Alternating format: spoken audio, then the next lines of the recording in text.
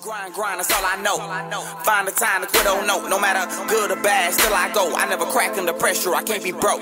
Sun up to the sun down, map it out, now run it down. Mayweather, I never lose. I be making these money moves. Sun up to the sun down, map it out, now run it down. Mayweather, I never lose. I be making these money moves. What's up, everybody? You are on the Bulletproof Mafia, and I'm Michael Munsterman. And I'm Joy Munsterman. Oh, shit. What is going on? I have the better half in the studio today. What's up? I'm so glad to be sitting next to you. So what's cool is if you're checking this on YouTube, she's smiling ear to ear. But on the inside, she's not smiling so much because she told me that if we were ever going to do a podcast, I had to do something. What did you tell me I had to do? You have to make an outline if you want me to speak. But here you are. Without an outline. Yes. So today I wanted to talk about something, but mostly I just wanted to get Joy on here and just get comfortable and have a conversation and it not be too formal, which is why I didn't create an outline. I don't have like this set bullet list of things that I want us to talk about. The main thing that I wanted to talk about is inside of the podcast, our focus is always bulletproofing the entrepreneur's mindset. And you know as well as I do where the name of the podcast kind of originated. And so what do you think that is? Well, I think mindset is so important, whether you are an entrepreneur or a mother or a wife. Right. Just to keep your mindset right, it takes a lot of effort. It has to be intentional. And you purposefully have to pick out the thoughts that are not productive or to your advantage and solidify the ones that even though you don't feel like they're true at the time, you have to make them solid anyway and just bulletproof your mind. Oh, I love it. I love it. And so here's what's going to happen. I'm going to take these headphones off because I don't even need to be on here. Like, that's the message. You're doing great. So just, so here's what's really cool about this. So bulletproof, that's where that bit came from. And the mafia bit, what's funny about that is that in our little household family, we operate like a mafia. Now, minus the illegal shit, because Joy won't let me do that. I won't. I've tried to talk you into it lots of times. I'm like, you want to rob a bank? No, we're going to walk with our eyes open and be intentional and be above reproach. Yes, above reproach. I love it. So, but we tell our girls that in the way that we operate in a family unit, if one of the girls walks in and says, oops, I absolutely accidentally killed somebody, how do we respond? Well, where's the shovel? Where's the shovel? We're going to have to take care of this. And that's exactly what we do. That's how we roll. Like, we just have this mafia mentality that if you come against one of us, you come against all of us. We protect our own. Like, the goal and the mission is to fiercely guard and protect the unity and sanctity of our little mafia, right? Yeah. Yes. Our family is our kingdom. That's right. Yes. And you are the queen of the kingdom. I get to be the queen. It sounds really fun, but it comes with a lot of responsibilities. Yeah, right? It also comes with a lot of ferocious attacking of the enemy attacking my daughter's thoughts, my husband's thoughts, my own thoughts. I mean, I have to fervently work to keep all of our mindsets right. Because, 99% of the time we've got the right mindset. We're doing what we're supposed to be doing. We're thinking the right things. But then every once in a while, somebody has a rough moment. Right. Or a song comes on that puts a bad thought in their head or cracks their confidence. And so the rest of us have to fearlessly rally against that bad thing that's trying to plant a bad seed in our mind or somebody in our family, and we just have to take care of each other. So just a little bit of TV magic here. This will be awkward because you wouldn't have known if I hadn't told you unless you were watching the YouTube version or if you're on our landing page. We ran out of sound on the recorder. like sound space. So we adjusted Joy's mic a little bit. And what I had asked right when the sound was cut out was, what's it like being married to a serial entrepreneur? Somebody like me. Like, if you don't know, like, I'll just, while she thinks about her answer, because this is a loaded question, I didn't give her an outline. This is pretty typical to being married to a guy like me. Every day's an adventure. Like, you think you've got the map, you think you know the plan, you have no idea. I'm going to switch it up.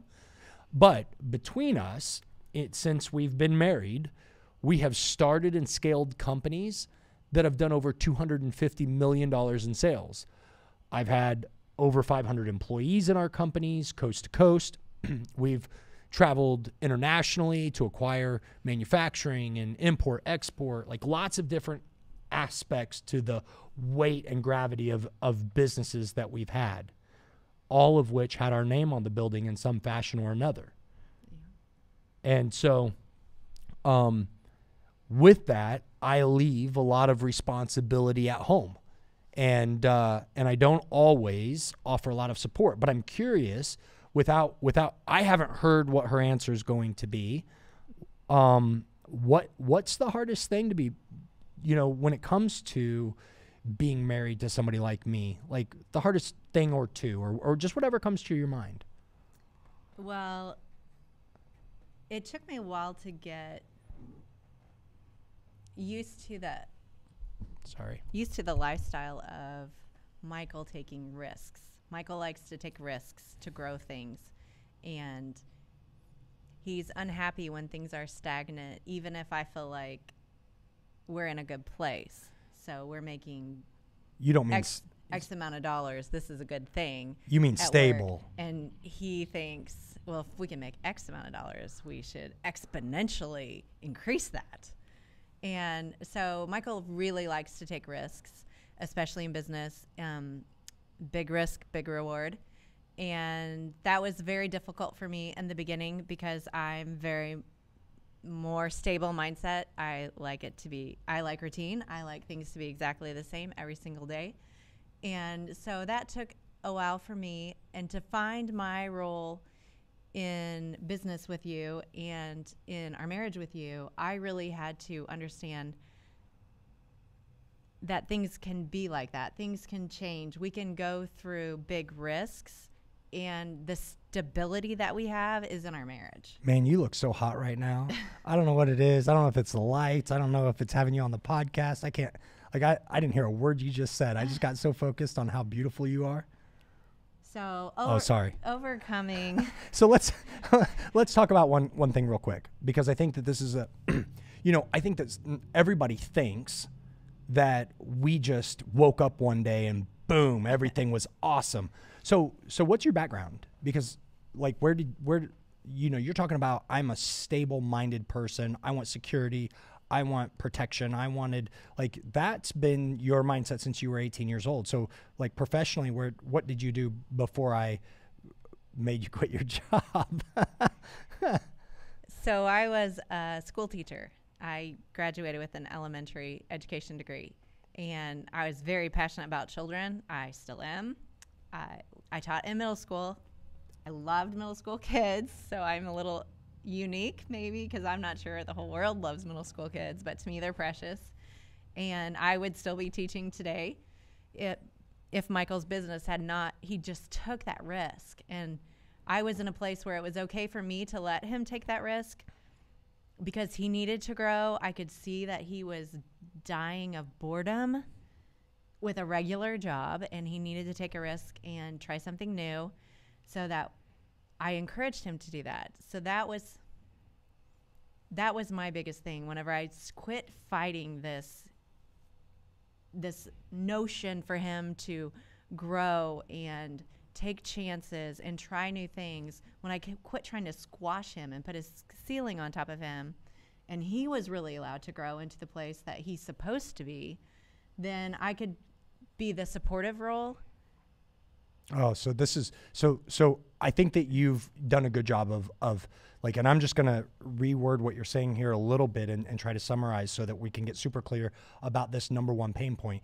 And that was, And you can tell it by the way that you communicate it, that sometimes this is still a thread of your DNA.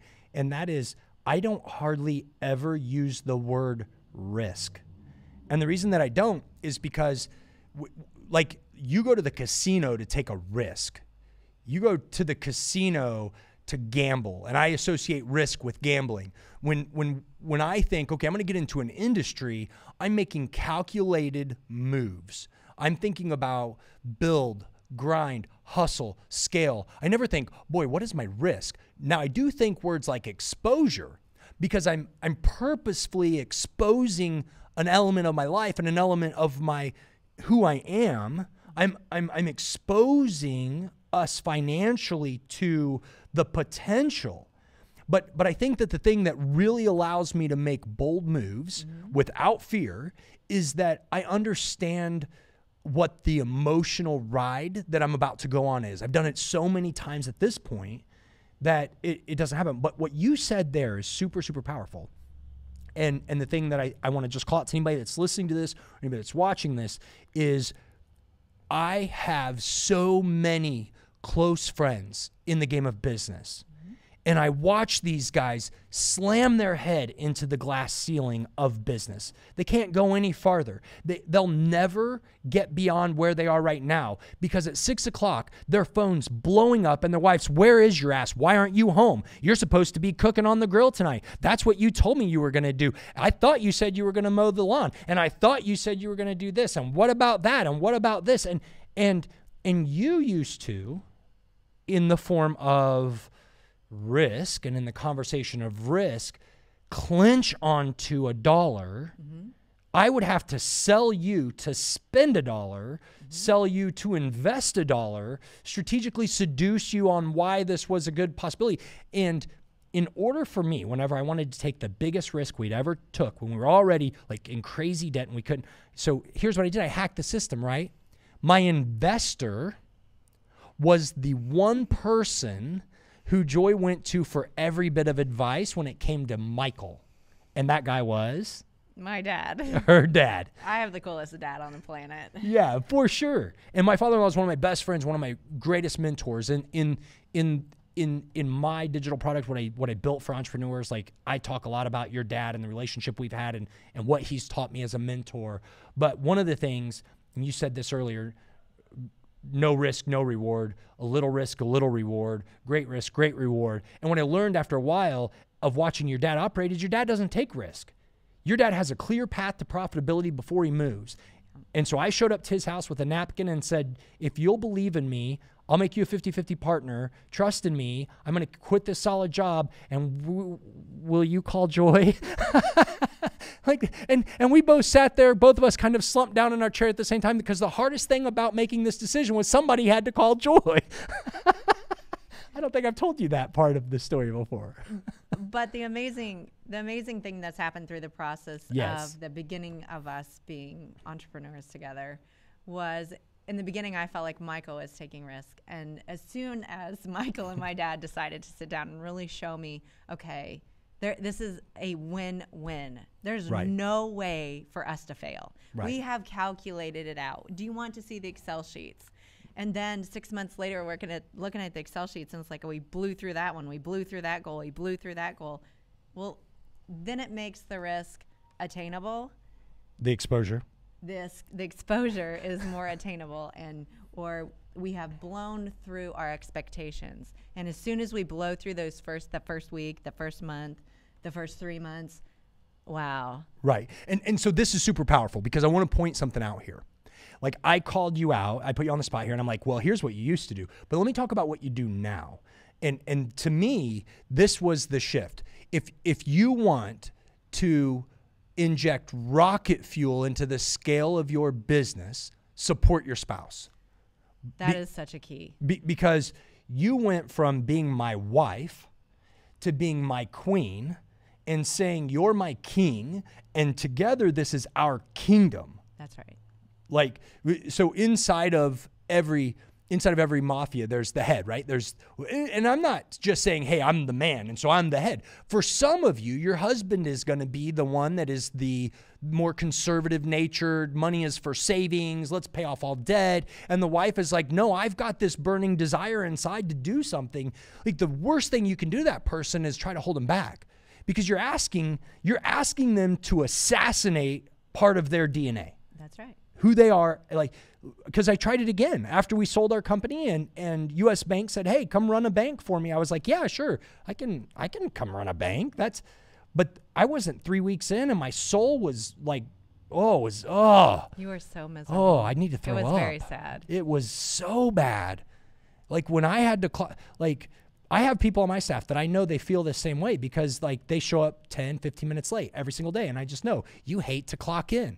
I keep them because their assets are greater than their shortcomings. But that doesn't work in a bank environment. Like, they give you 1.67 days a month that you can be 1 minute late, or else. Right. If you have 1 minute of overtime, like, they're flipping out because you're breaking their metrics. And I'm thinking, I just do not conform like this. You had taken your cutting edge and your powerful business skills and just put it underneath the bank. Yeah. Oh, it made me so sick. And whenever you were willing to pick that back up, look out. Well, but here's the thing, and this isn't about us and us like sitting here glad-handing and praising one another, but truly the biggest shift, and what's so crazy is that prior to recognizing how I operated, prior to recognizing how she operated, and us becoming very aware of our love languages, and us learning how to communicate.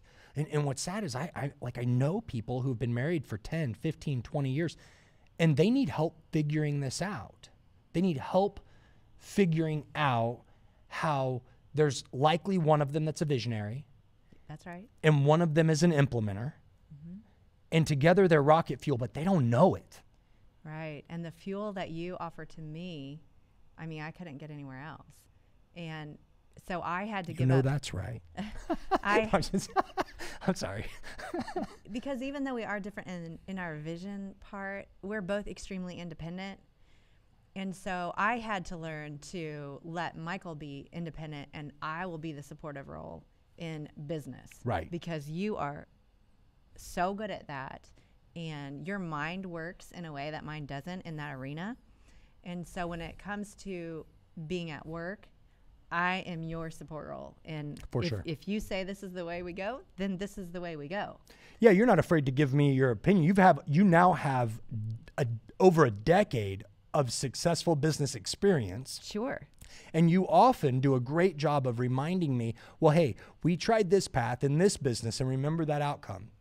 Yeah. Because look, anybody that tells you they always win's a liar. So, yeah, I don't mean to cut you off. That's there, okay. But it's certainly like, but this is what happens, right? More than likely, for most people. And I say this because I spend a lot of time with entrepreneurs. Like, that's where I like to spend my time. I like to talk to people. And the ones that I watch that I think, holy shit, like, you are going to create massive impact and change in your industry, are the ones who say to me, dude, my wife's ride or die. Like, if I say, hey, this is what we're doing, she's like, bet the bank, I don't care, burn the house down, I don't care. As I'll live in a trailer park with you, being broke and happy, before I'll hold you back because I'm afraid of loss. And those are the people who win. And the people who lose are the ones who don't know how to communicate. He doesn't know how to paint his vision, or she doesn't know how to paint her vision. I'm just going to say he, just so we can but replace yourself if you don't like the touch there. But like, most men aren't very good at communicating their emotions and their feelings, and the better they would be at painting that picture of, hey, here's where I'm going, here's why, here's my dream, here's where my heart is, and when I'm building, when I'm doing this, I'm full, and when I'm not, I'm sad, and my heart's breaking. And for me, we're so in tune to that. I don't even have to tell you that anymore. You can just tell. Right. And so what I think is so powerful is that this isn't something that you can just wake up tomorrow and say, you know what? I think starting tomorrow, I'm going to get really good at communicating, and we're going to knock this out of the park. I think, and so together, we started thinking about, okay, well, is there a space that this is something that could potentially help somebody? Well, I hope so. Yeah, absolutely. I hope. I mean, we've had a lot of experiences as a married couple, as business owners, raising young kids. Now they're both older. Older, leaving the nest. Yeah, right. Yeah. So we've had a lot of experiences, and if we could help somebody else, yeah, that would be fantastic. It's so powerful. It's so powerful. And I think that, so we're close to the railroad tracks, if you didn't just pick that up. Yeah. One thing that I think was something we learned to do early on, whenever you were really passionate about something. Or when you were. Or when I was really passionate about something, and the other one wasn't, even if we didn't see the vision, it was like, okay, Michael is really passionate about XYZ. Joy is really passionate about our girls doing dance. Ugh. He didn't love it. Guess what? We did dance. He was completely supportive. My children would have never known their dad was not fully on board with it. By supportive, she means I wrote the checks. And he came to the dance competitions. And if I couldn't be there, he was taking them to practice, doing the thing. Doing the fill-in and telling the girls how awesome they were and how great of an experience this is for them and how much confidence they're learning from it. No one would have ever known looking in that he was not just as passionate as I was. Right. And so whenever he was passionate about something, then I just filled that role up for him too. Even if I couldn't see the vision, I was like, what are we doing here? How's this going to work? I'm not really sure. No one got to see that side of it. Right. It was just, I'm full in this. For sure. I love it. And look, so we could go for a long time in 100 different directions on this. We're not going to. So we're currently in the process of building out something for entrepreneurial couples. And we recognize that this is a conversation that needs a lot of help, because there are a lot of business owners who are hitting ceilings because their spouses don't get it. And then there are these few couples that you see and you think, man, they just have it all. Like they seem like they're on fire and in love with one another. Their kids seem like they can do no wrong. Everything seems to work out for them. And really just, I believe it starts with the man taking on responsibility of his and fulfilling his total role inside of the relationship. But here's what's really cool. If only one person is passionate about the success and the outcome, that's contagious. And so what we're doing is we're trying to currently reverse engineer the things that really helped us go from being $300,000 in debt, not really getting along that great, trying to figure it out, to being that mafia family and Rock getting solid. And getting bulletproofed. Yes. Not easy, but necessary. Yeah. It's much easier now. It's a lot more fun. Cool. Awesome. I love you very much. I'm glad you're on here with me. Joy's going to be back a lot more on the podcast because we're going to be talking about things that are like, look, if you're going to be successful, if you're going to be bulletproofed as an entrepreneur, if you're listening to this and you didn't think, well, I really didn't, like, I don't want marriage advice. Okay, cool. But the thing is if you're going to be successful in the hustle, you've got to be successful in the house, which means like that foundation. You can't focus on growing great big shit when you feel like your own house is crumbling. How can you stand in integrity and move in power and leverage and scale and build and go where you need to go and accomplish what you need to accomplish, scale what you need to scale and crush what you need to crush when you're worried that that connection at home isn't even solid? It just doesn't work. And for you wives that are at home and you're like, I just wish that he would slow down long enough to get me. This is a teachable conversation. And one of the things that whether you want to hear this or not, one of the things that will impact and influence the ability for him to slow down and talk to you is how you handle him. And so this will be a conversation that we'll bring back and we'll for sure dive down these holes. And I think it's good. I think it's super useful. And I definitely think that if you want to crush it, if you want to bulletproof your mind and your family and your business, this is such a key element of success. I completely agree. Cool. Awesome. So at the end of every single episode, I end it with one single word. You want to do it? No, I'm going to let you do it. No, do I'm it. not taking the glory away. Do it. No way. Michael, finish us off. Savvy. I be making these money move.